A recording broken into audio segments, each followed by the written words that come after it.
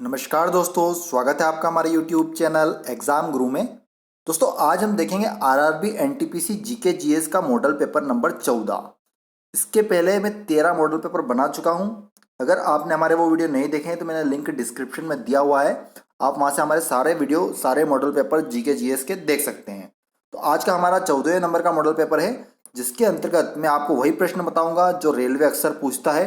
2018 की सभी परीक्षाएं ग्रुप डी, एएलपी, आरपीएफ में यही प्रश्न रिपीट किए गए थे और 2019 में एनटीपीसी की जो एग्ज़ाम होगी उसमें ही इनमें से ही प्रश्न पूछे जाएंगे। तो चलिए आज का वीडियो शुरू करते हैं। आज के वीडियो में आपको 40 महत्वपूर्ण प्रश्न बताऊंगा जो कि हमारा 14वें नंबर का मॉडल पेपर है। इसके अतिरिक्त तो मैं दोस्तों आपको बताना चाहता हूं कि मैंने एक कंप्लीट प्लेलिस्ट भी बना दी है। जितने भी मॉडल पेपर आएंगे मैं उनको उस प्लेलिस्ट में जोड़ता जाऊंगा, तो आप उन प्लेलिस्ट में भी जाकर हमारे वीडियो देख सकते हैं। ये प्लेलिस्ट हमारे आपको चैनल पर मिल जाएगी।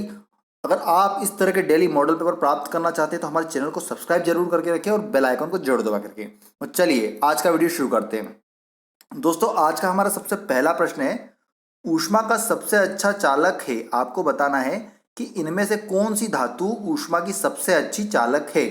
यहाँ पे आपको चार ऑप्शन दे रखे दोस्तों। इसका सही उत्तर होगा ऑप्शन नंबर ए, चांदी। ऊष्मा की सबसे अच्छी चालक कौन होती है? चांदी होती है। चलिए दोस्तों अगला प्रश्न देखते हैं। दोस्तों हमारा अगला प्रश्न है, रक्त समूह के खोजकर्ता कौन है। आपको बताना है कि रक्त समूह के खोजकर्ता इनमें से कौन वैज्ञानिक है। इसका सही उत्तर होगा दोस्तों ऑप्शन नंबर ए, लैंड स्टीनर। लैंड स्टीनर ने ही रक्त समूह जो ब्लड ग्रुप होते हैं उनकी खोज की थी। चलिए अगला प्रश्न देखते हैं। दोस्तों हमारा अगला प्रश्न है, कोशिका विभाजन में मदद करने वाला पादप हार्मोन है। आपको बताना है कि कोशिका के विभाजन में मदद करने वाला पादप हार्मोन कौन सा है। यहाँ पे आपको चार ऑप्शन दे रखे हैं। इसका सही उत्तर होगा दोस्तों ऑप्शन नंबर बी, जिब्रेलिन। कौन सा है? जिब्रेलिन है। चलिए अगला प्रश्न देखते हैं। अगला प्रश्न है हमारा, भारत में डाक सूचकांक प्रणाली की शुरुआत किस वर्ष हुई। आपको बताना है कि भारत में डाक सूचकांक प्रणाली की शुरुआत किस वर्ष में की गई थी। यहाँ पे आपको चार ऑप्शन दे रखे हैं। इसका सही उत्तर होगा दोस्तों ऑप्शन नंबर सी, 1972 में। 1972 में भारत में डाक सूचकांक प्रणाली की शुरुआत की गई। चलिए अगला प्रश्न देखते हैं। गोबर गैस में मुख्य रूप से पाया जाता है। आपको बताना है कि गोबर गैस में मुख्य रूप से क्या पाया जाता है। इसका सही उत्तर होगा दोस्तों ऑप्शन नंबर बी, मीथेन। क्या पाया जाता है गोबर गैस में? मुख्य रूप से मीथेन पाया जाता है। चलिए दोस्तों अगला प्रश्न देखते हैं, लेकिन उसके पहले मैं आपको बता दूं दोस्तों, वीडियो पसंद आ रहा है तो वीडियो को एक लाइक जरूर करें। अपने दोस्तों के साथ आपके जितने भी व्हाट्सएप, फेसबुक के ग्रुप है, स्टडी ग्रुप, उन पर शेयर जरूर करें और मेरे साथ साथ आंसर दें। दोस्तों आपको इस वीडियो के आखिरी वाले क्वेश्चन का आंसर कमेंट बॉक्स में देना है। उसके अतिरिक्त आपको अपने आरआरबी जोन का नाम भी लिखना है और आपको 40 में से कितने नंबर, आपके कितने क्वेश्चन सही हुए, तीन चीज़ों का आंसर आपको कमेंट बॉक्स में देना है। सबसे पहला चीज़ क्या बताना है आपको, लास्ट वाले क्वेश्चन का आंसर बताना है। लास्ट क्वेश्चन का आंसर आपको कमेंट बॉक्स में देना है। आरआरबी जोन का नाम लिखना है और आपको यह भी बताना है कि आपकी फेवरेट पोस्ट कौन सी है।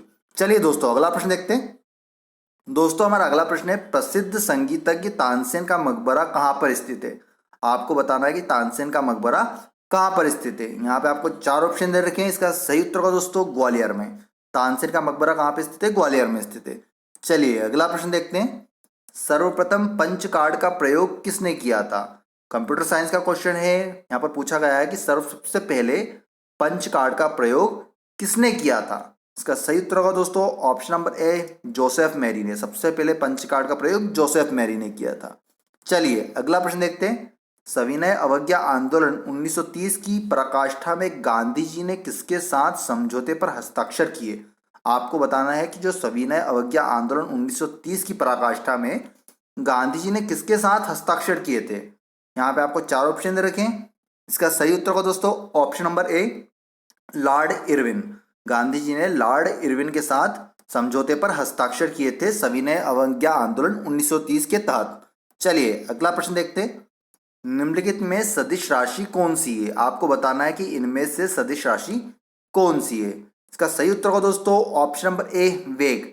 वेग एक सदिश राशि। देखिए लंबाई एक अदिश है, समय एक अदिश राशि है, द्रव्यमान भी एक अदिश राशि। सिर्फ यहाँ पर वेग एक सदिश राशि है। यहाँ पर मतलब क्वांटिटी के साथ साथ उसकी दिशा भी दी जाती है, तो अब उसे हम क्या बोलते हैं? सदिश राशि। और सिर्फ क्वांटिटी होती है तो हम उसे क्या बोलते हैं? अदिश राशि बोलते हैं। तो यहाँ पर लंबाई, समय, द्रव्यमान एक अदिश राशि है जबकि वेग एक सदिश राशि है। चलिए अगला प्रश्न देखते हैं दोस्तों।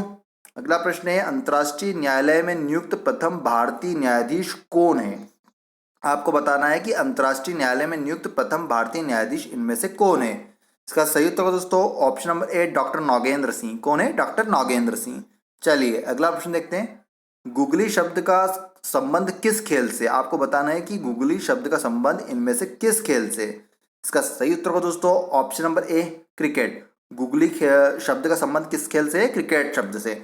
जब बॉलिंग की जाती है कुछ जो स्पिनर्स होते हैं वो कभी कभी कैसी बॉल डाल देते हैं? गुगली बॉल डाल देते हैं, जिससे जो बैट्समैन होता है वो आउट हो जाता है क्योंकि वो उस गेंद को समझ नहीं पाता। तो उस गेंद को हम क्या कहते हैं? गुगली कहते हैं। क्या कहते हैं? गुगली। चलिए अगला प्रश्न देखते हैं। कुजबास कोयला क्षेत्र निम्नलिखित में से किस राज्य में स्थित है। आपको बताना है कि कुजबास कोयला क्षेत्र निम्न में से किस राज्य में स्थित है। इसका सही उत्तर होगा दोस्तों ऑप्शन नंबर ए रूस। किस राज्य में है? रूस। रूस देश में स्थित है कुजबास कोयला क्षेत्र। यहाँ पर आप देखिए राज्य पूछा है, राज्य संबंध है किस देश में स्थित है। किस देश में स्थित है? रूस देश में स्थित है। चलिए अगला प्रश्न देखते हैं। किस वेद में प्राचीन वैदिक युग की संस्कृति के बारे में सूचना दी गई है। आपको बताना है कि इनमें से किस वेद में प्राचीन वैदिक युग की संस्कृति के बारे में सूचना दी गई है। इसका सही उत्तर होगा ऑप्शन नंबर ए ऋग्वेद में। किस में दी गई है? ऋग्वेद में। चलिए अगला प्रश्न देखते हैं। कुतुब मीनार का मुख्य भाग किसने बनवाया। आपको बताना है जो कुतुब मीनार है उसका मुख्य भाग इनमें से किस शासक ने बनवाया था। इसका सही उत्तर होगा दोस्तों इल्तुतमिश। कुतुब मीनार का मुख्य भाग इल्तुतमिश ने बनवाया था। चलिए अगला प्रश्न देखते हैं। अंतरिक्ष में पहुंचने वाला विश्व का प्रथम व्यक्ति कौन है। आपको बताना है कि अंतरिक्ष में जाने वाला विश्व का प्रथम व्यक्ति इनमें से कौन है। यहाँ पे आपको चार ऑप्शन दे रखे हैं। इसका सही उत्तर होगा दोस्तों option number A major Yuri Gagarin. Yuri Gagarin ऐसे व्यक्ति थे जो अंतरिक्ष में सबसे पहले गए थे। अगर यहाँ पर मैं आपको ये भी बताना चाहता हूँ कि राकेश शर्मा कौन है। राकेश शर्मा भारतीय अंतरिक्ष सबसे पहले भारतीय अंतरिक्ष यात्री, लेकिन यहाँ पे पूछा गया था विश्व का सबसे प्रथम अंतरिक्ष यात्री, तो इसका सही उत्तर होगा मेजर यूरी गागरिन। लेकिन अगर भारत का पूछे तो आपको बताना है कि राकेश शर्मा।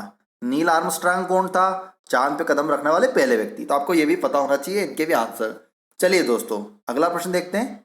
अगला प्रश्न है हमारा निम्नलिखित में से कौन सा एक स्त्रीलिंग हार्मोन है। आपको बताना है कि इनमें से कौन सा एक स्त्रीलिंग हार्मोन है। यहाँ पे आपको चार ऑप्शन दे रखे। इसका सही उत्तर होगा दोस्तों option number A oestrogen. Oestrogen एक स्त्रीलिंग हार्मोन की श्रेणी में आता है। चलिए अगला प्रश्न देखते हैं। अगला प्रश्न है भारतीय लोक प्रशासन संस्था की स्थापना कब हुई। आपको बताना है कि भारतीय लोक प्रशासन संस्थान की स्थापना कब हुई थी। इसका सही उत्तर होगा दोस्तों ऑप्शन नंबर बी मार्च 1954 में। मार्च 1954 में भारतीय लोक प्रशासन संस्थान की स्थापना की गई। चलिए अगला प्रश्न देखते हैं।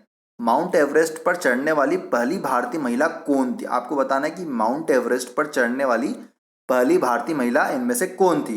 इसका सही उत्तर होगा दोस्तों ऑप्शन नंबर सी बछेंद्री पाल। बछेंद्री पाल ही वही महिला है जो माउंट एवरेस्ट पर सबसे पहले चढ़ी थी। चलिए अगला प्रश्न देखते हैं। ध्वनि नहीं गुजर सकती। आपको बताना है कि ध्वनि इनमें से किसमें नहीं गुजर सकती। देखिए वायु में भी गुजर सकती है, स्टील से भी गुजर सकती है और जल से भी गुजरती है, लेकिन निर्वात जो वैक्यूम होता है उसमें से ध्वनि पास नहीं हो सकती। इसलिए इसका सही उत्तर होगा ऑप्शन नंबर बी। ध्वनि किसमें से नहीं गुजर सकती? निर्वात से। चलिए अगला प्रश्न देखते हैं।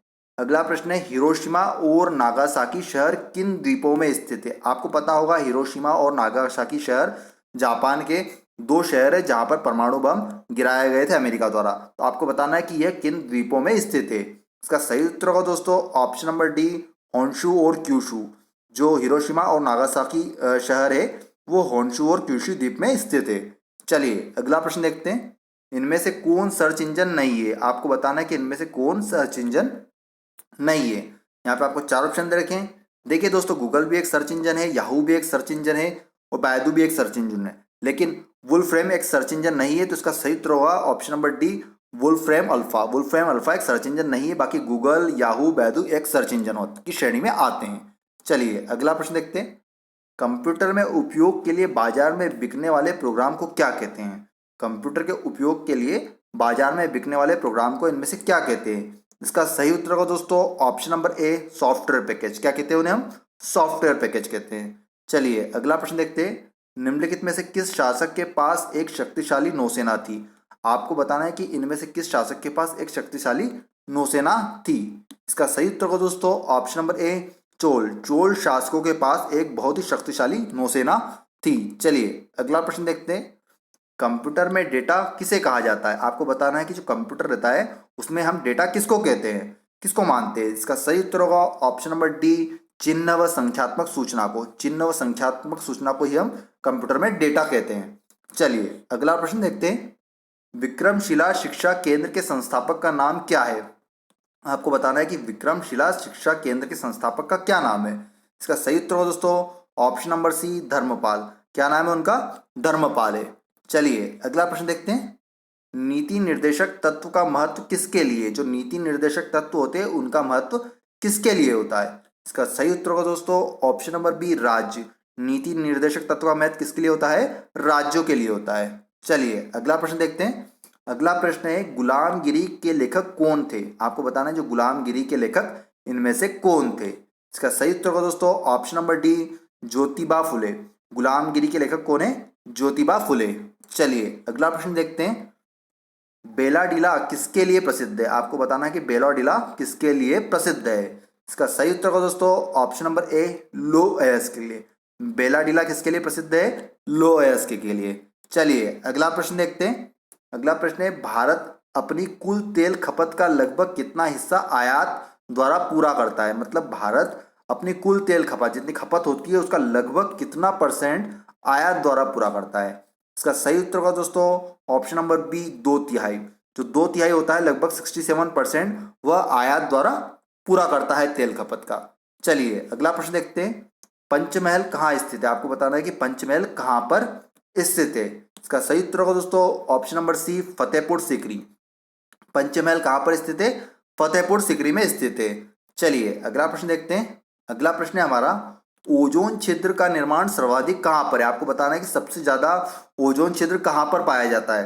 तो इसका सही उत्तर होगा दोस्तों ऑप्शन नंबर डी, अंटार्कटिका के ऊपर सबसे बड़ा, सबसे ज्यादा ओजोन क्षेत्र कहाँ पे पाए जाते हैं? अंटार्कटिका महाद्वीप के ऊपर पाए जाते हैं। अगला प्रश्न देखते हैं दोस्तों। अगला प्रश्न है हमारा, एलोरा के पहाड़ी मंदिर किसने बनवाए हैं? जो अजंता एलोरा की गुफाएं है ना, उसमें जो पहाड़ी मंदिर है वो किसने बनाए हैं? एलोरा के पहाड़ी मंदिर किसने बनवाए हैं, किस शासक ने बनवाए हैं? इसका सही उत्तर होगा दोस्तों ऑप्शन नंबर बी, राष्ट्रकूटों ने। एलोरा के पहाड़ी मंदिर राष्ट्रकूटों ने बनवाए हैं। चलिए अगला प्रश्न देखते हैं। निम्नलिखित सूचियों में से किसके अंतर्गत शिक्षा आती है? आपको बताना है कि इनमें से किस सूची के अंतर्गत शिक्षा आती है। इसका सही उत्तर होगा दोस्तों ऑप्शन नंबर सी, समवर्ती सूची। समवर्ती सूची के अंतर्गत ही शिक्षा का अधिकार आता है। चलिए अगला प्रश्न देखते हैं दोस्तों।